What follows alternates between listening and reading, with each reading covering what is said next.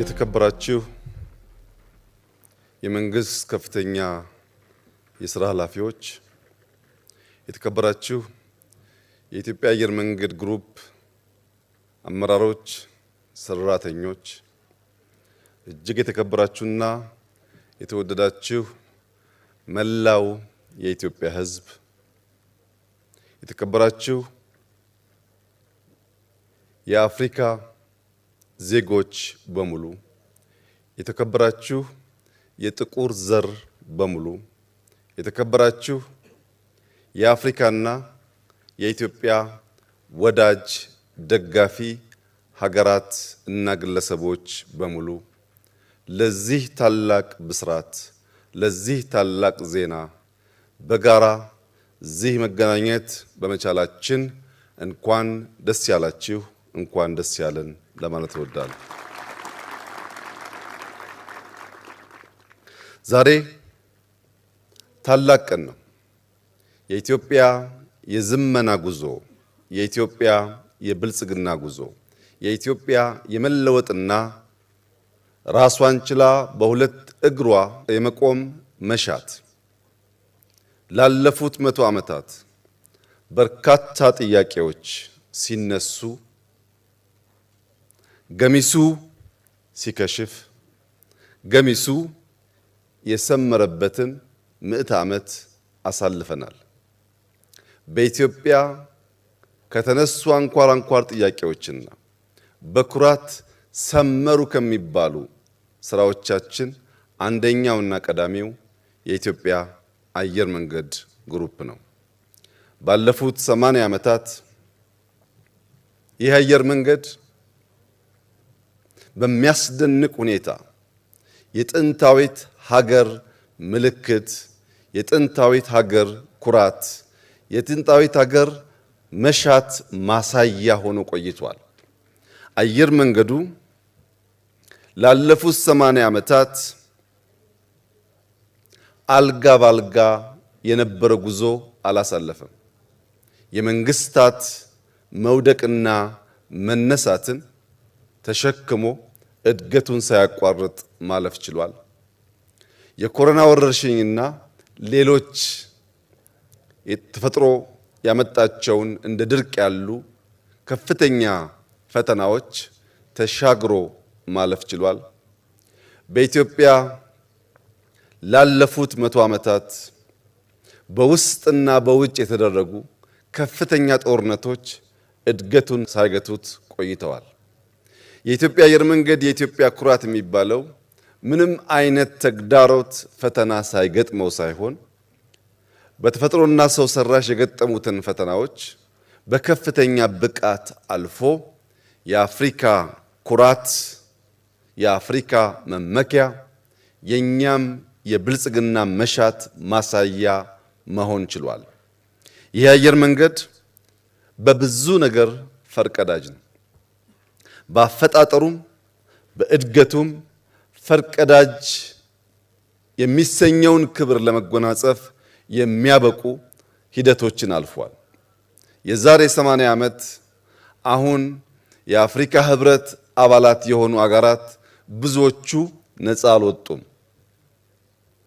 የአፍሪካ ሀገራት ነፃ ሳይወጡ ራሱን በአፍሪካ ግንባር ቀደም ኩባንያ አድርጎ ማቆም የቻለ ተቋም ነው። አሁን ባለው እድገትም ስንመለከት የኢትዮጵያ አየር መንገድ ከአፍሪካ ቀዳሚው አየር መንገድ ብቻ አይደለም። በአፍሪካ ሁለተኛ ሆኖ የሚከተለው አየር መንገድ ከኢትዮጵያ አየር መንገድ በግማሽ ያነሰ ነው። በአንደኛውና በሁለተኛው የአፍሪካ አየር መንገድ መካከል የእጥፍ ያህል ልዩነቶች አሉ። ይህ በአውሮፕላን ቁጥር፣ በዓመት በሚያጓጉዛቸው ሰዎች፣ በሚያስገባው ገቢ የመሳሰሉት የሚገለጽ ቢሆንም ዛሬ ባስጀመርነው ታላቁ ኤርፖርት ግን በአፍሪካ ብቻ ሳይሆን በዓለም ጥቂት ሀገራት ያሳኩትን እጅግ ዘመናዊ 110 ሚሊዮን ሕዝብ በዓመት ሊያጓጉዝ የሚችል ታላቅ ኤርፖርት ለመስራት በቅቷል። ይህ አየር መንገድ የስኬቱ ምስጢር ምንድነው? ኢትዮጵያውያን፣ ሌሎች ኩባንያዎች ከዚህ አየር መንገድ ስኬት ምን ልንማር እንችላለን የሚለውን ጉዳይ በወፍ በረር ማንሳቱ መሰል ተቋማት መገንባት ለሚፈልጉ እንደ ሀገር ልናሳካ ለምንፈልገው ብልጽግና በእጅጉ ወሳኝ ነው። የኢትዮጵያ አየር መንገድ የስኬቱ ምስጢር የኮርፖሬት ባህል መገንባት መቻሉ ነው። የኮርፖሬት ባህል መገንባት ማለት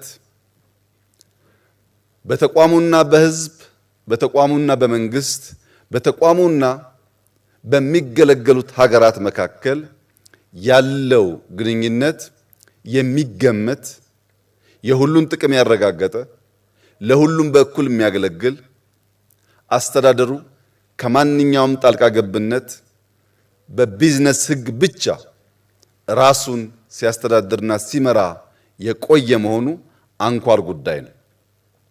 ከዚህ በተጨማሪ አራት ዋና ዋና ጉዳዮችን ማንሳት ይቻላል። አንደኛው የኢትዮጵያ አየር መንገድ ለደህንነት ቅድሚያ የሚሰጥ አየር መንገድ መሆኑ ነው።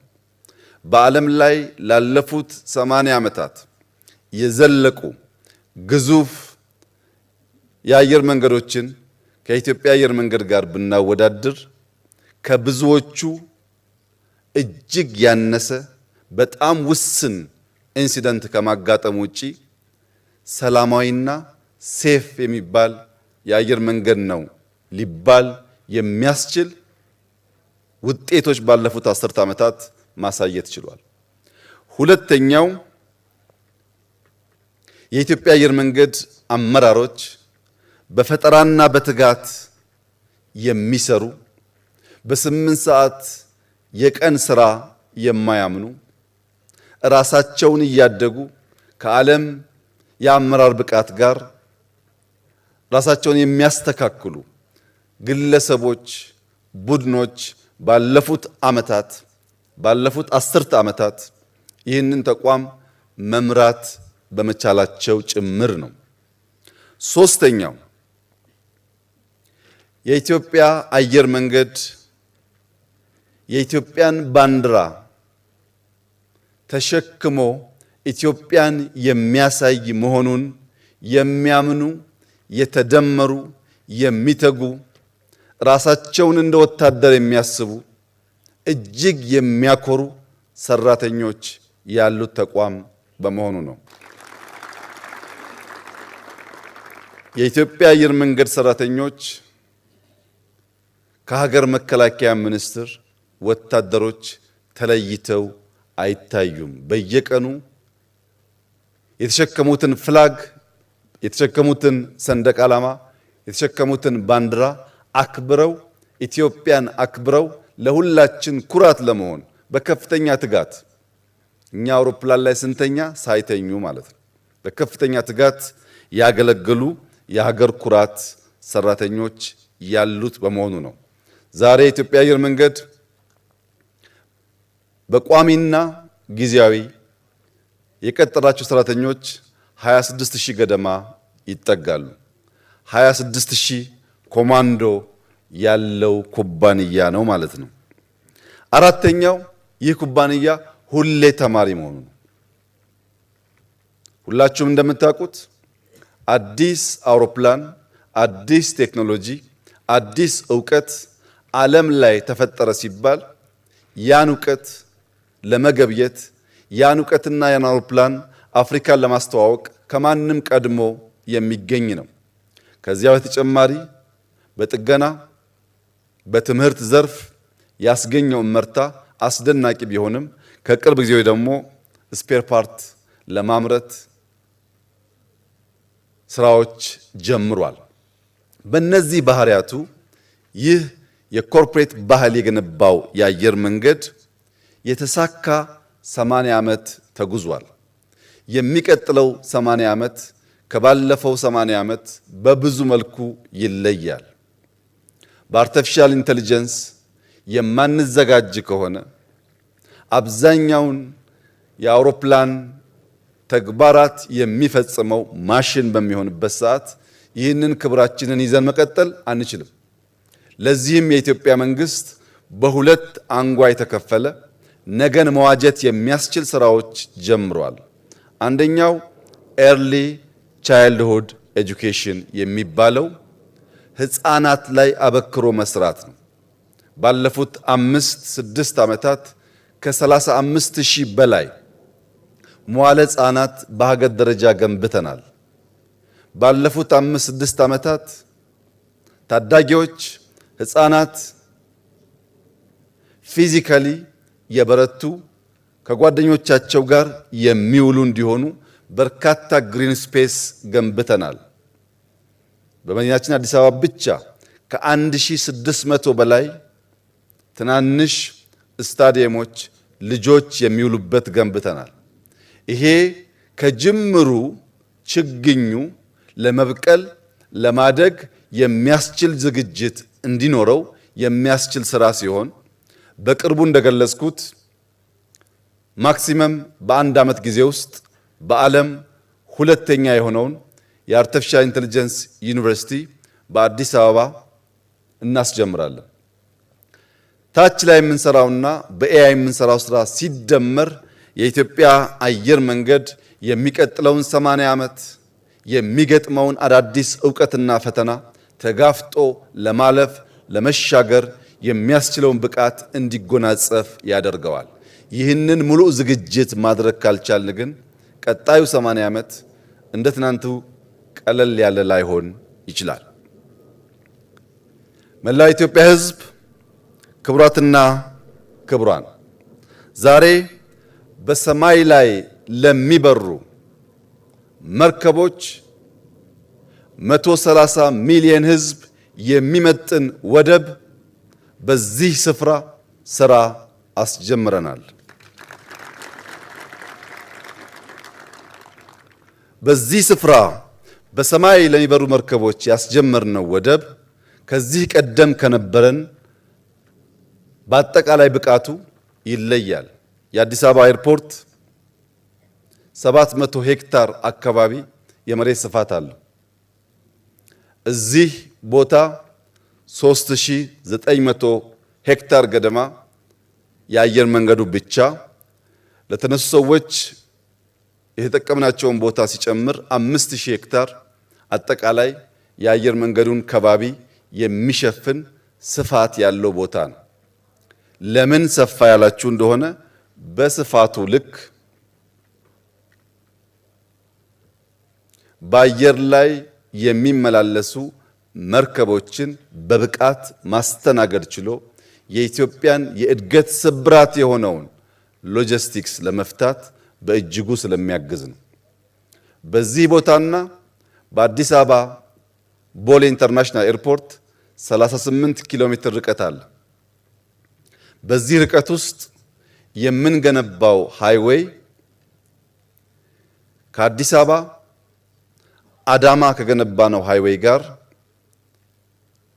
በብዙ ነገር የሚለይ ይሆናል። አንደኛ ከአዲስ አበባ አዳማ የሚሄደው ሃይዌይ በእያንዳንዱ መስመር 3 መኪና የሚያስተናግድ በድምሩ 6 መኪና መሄጃና መምጫ ያለው ሲሆን ከዚህ ወደ ቦሌ የሚሄደው በእያንዳንዱ አቅጣጫ 6 መኪና በድምሩ 12 መኪና የሚያስተናግድ እጅግ ዘመናዊና ባደጉት ሀገራት የምናየውን አይነት ሃይዌይ የምንገነባ ይሆናል።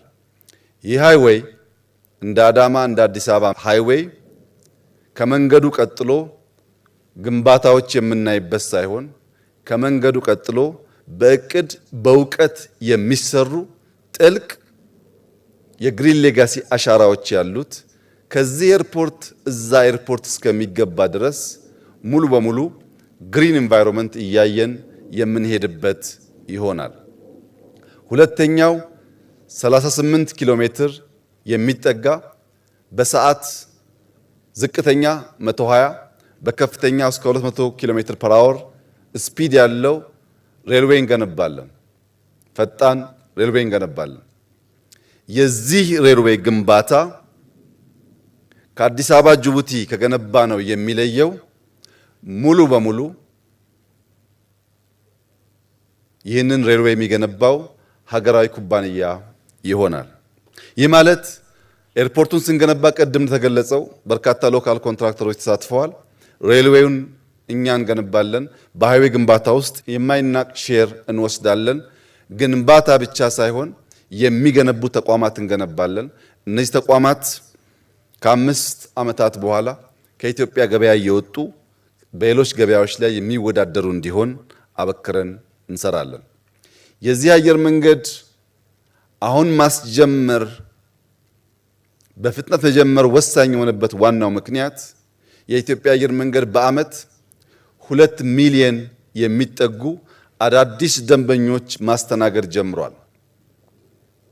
የዛሬ 7 ዓመት ገደማ የለውጡ ሰሞን ቦሌ ኢንተርናሽናል 7 ሚሊዮን ሰዎች በዓመት ያስተናግድ ነበር። ባለፉት 5-6 ዓመታት በተሰሩ ሰፋፊ ማስፋፊያዎች በዚህ ዓመት 21 ሚሊዮን የሚጠጋ ሕዝብ የቦሌ ኢንተርናሽናል ኤርፖርት ያስተናግዳል። አሁን ባለው እድገት በየዓመቱ 2 ሚሊዮን የሚጨምር ከሆነ ከ2 እና 3 ዓመታት በኋላ የቦሌ ኢንተርናሽናል ኤርፖርት ተጨማሪ ሰው ማስተናገድ አይችልም። ያንን ችግር ከወዲሁ ተገንዝበን ዛሬ ስራ ካልጀመርን በቀጣይነት የአፍሪካ ኩራት ታላቁ የአየር መንገድ የሚለውን ስም ተጎናጽፈን ማቆየት ስለምንቸገር ለነገ ዛሬ አስቀድመን መስራት በማስፈለጉ ነው ይህ ውሳኔ የተወሰነው። ክቡራትና ክቡራን፣ የኢትዮጵያ የትግል ስልት የኛ የትግል ስልት ተለውጧል። የኛ የትግል ስልት ዛሬ ሰርተን ነገን መዋጀት ነው። ዛሬ በቅጡ ተክተን ነገን ለልጆቻችን የሰመረ የተሻለ ማድረግ ነው። የገጠሙን ጠላቶቻችን ግን ትናንትና ላይ ቆመው ዛሬን የሚሻሙ ናቸው። እኛ ዛሬ ሰርተን ነገን ለመዋጀት እንተጋለን። እነሱ ትናንትና ላይ ቆመው ዛሬን ለመሻማት ይሽቀዳደማሉ።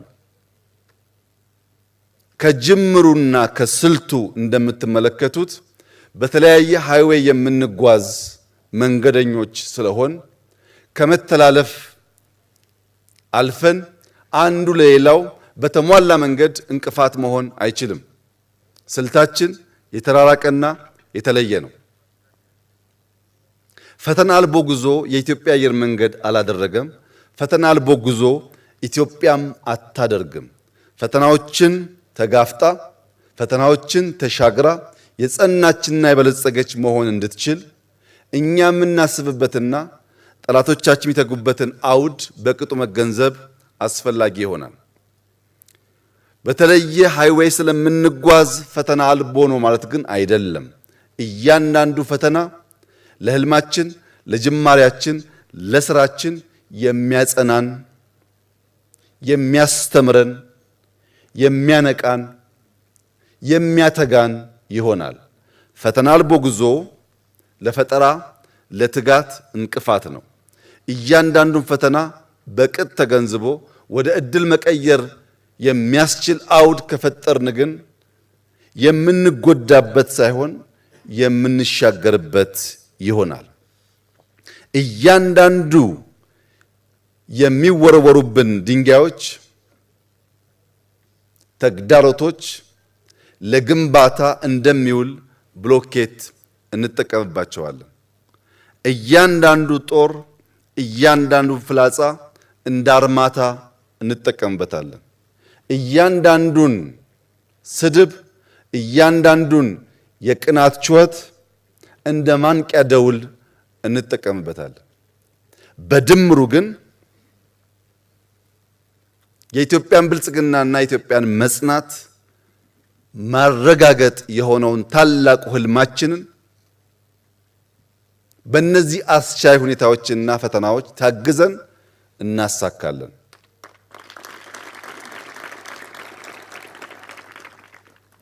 በሀገራችን አንድ አባባል አለ።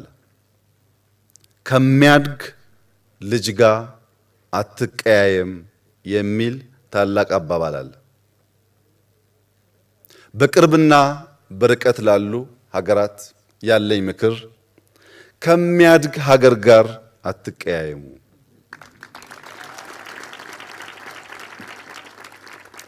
ይህ የሚያድግ ሀገር ነገ የሚታደጋችሁ ስለሚሆን ከወዲሁ እያደገ ያለ ለማደግ ህልም ያለው የጠራ ሐሳብ ያለው ሐሳቡም በልዩ ልዩ ስራዎች ተፈትነው በተግባር የታዩ መሆኑን ተገንዘባችሁ ከሚያድግ ሀገር ጋር ላለመቀያየም ራሳችሁን ምከሩ፣ ራሳችሁን ገስጹ ማለት እፈልጋለሁ።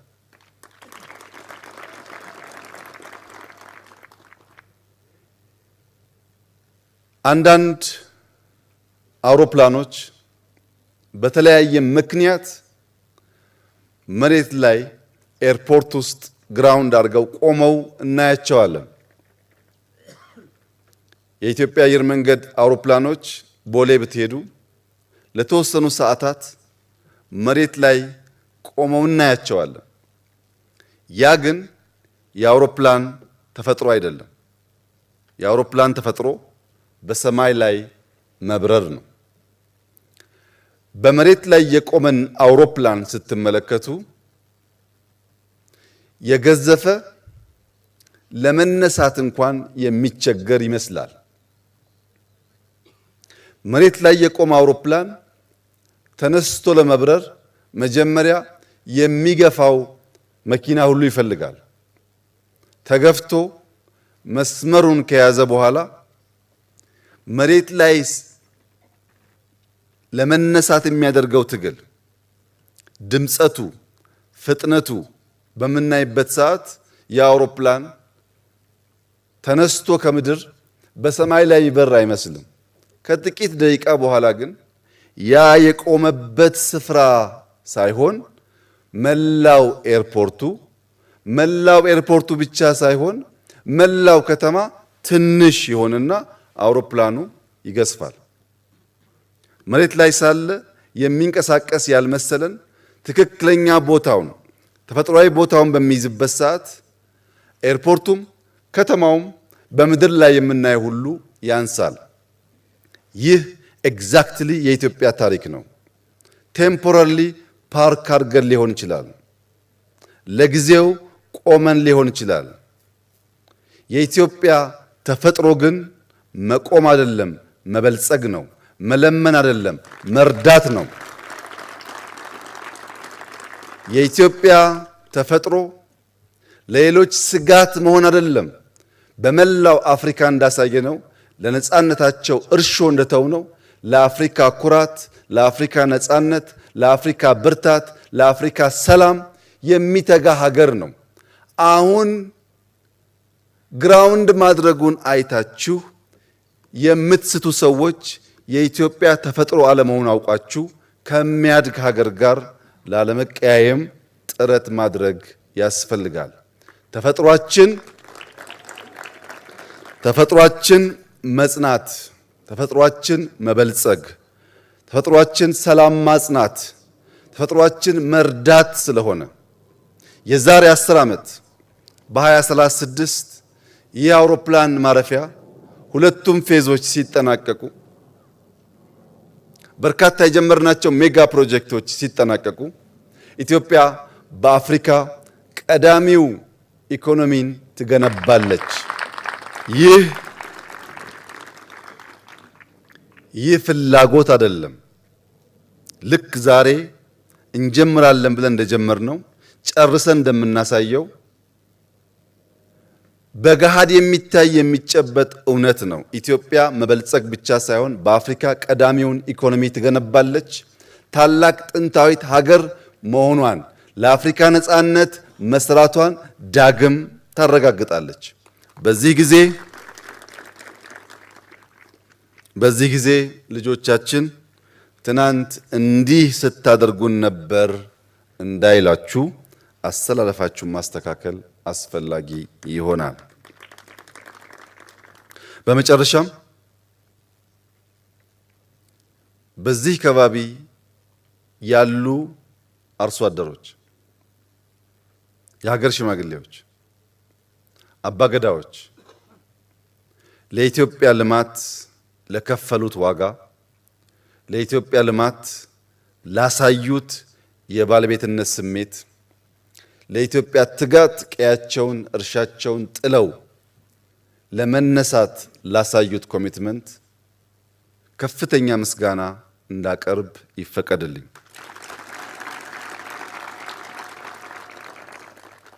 የኦሮሚያ ክልላዊ መንግስት 5000 ሄክታር ለሚጠጋ ለዚህ መሬት አንድም ብር ሳያስከፍል ሊዝ ሳያስከፍል ይህንን ልማት በመጋበዙ በመደገፉ አብሮን በመምራቱ ከፍተኛ ምስጋና እንዳቀርብና ሌሎች ክልሎችም ሜጋ ፕሮጀክቶች በሚመጡበት ሰዓት የእናንተን ኃላፊነት ተወጣችሁ ለቴምፖራሪ ጌይን ለሊዝ ሳይሆን ለዘላቂ ጥቅም መስራት በአርያነት በትምህርት ይህንን ፕሮጀክት እንድትወስዱ አደራ ማለት እፈልጋለሁ።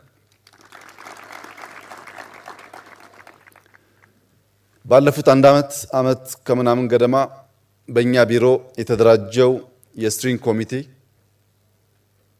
የኢትዮጵያ አየር መንገድ ግሩፕ ቦርድ አባላት፣ የኢትዮጵያ አየር መንገድ ግሩፕ አመራሮች በሙሉ ከዚህ የሚነሳው አርሶ አደር እንደ ከዚህ ቀደሙ ተፈናቅሎ የሚለምን የሚወድቅ እንዳይሆን ይህ ፕሮጀክት ለእያንዳንዱ ለከባቢ ነዋሪ በረከት ብለሲንግ እንዲሆን አርሶ አደሩ የሚማረር የሚያለቅስብን ሳይሆን እንባውን እየረጨ የሚያመሰግን ፕሮጀክቱን የሚጠብቅ የሚደግፍ እንዲሆን ለማስቻል የእያንዳንዱ አርሶ አደር መኖሪያ ቤት፣ መንደር፣ የወደፊት የሥራ ሁኔታ የተገነባበት መንገድ እጅግ አስደማሚ፣ አስደናቂ ትምህርት ሊወሰድበት የሚገባው ጉዳይ ነው።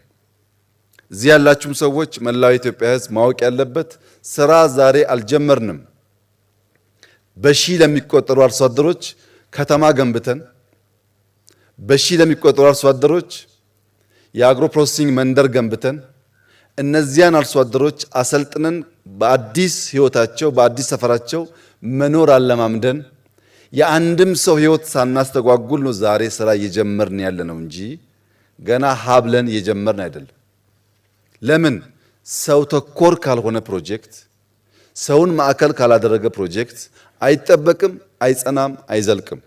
ይህ ጉዳይ እንዲሳካ የስትሪንግ ኮሚቴው፣ የቦርድ አባላት፣ የኢትዮጵያ አየር መንገድ ማኔጅመንት፣ ዲዛይነሮች፣ ሙያተኞች፣ ኮንትራክተሮች፣ የኦሮሚያ ክልላዊ መንግስት የሥራ ኃላፊዎች በመላው ላደረጋችሁት ጥረት ከፍ ያለ ምስጋና ማቅረብ እፈልጋለሁ።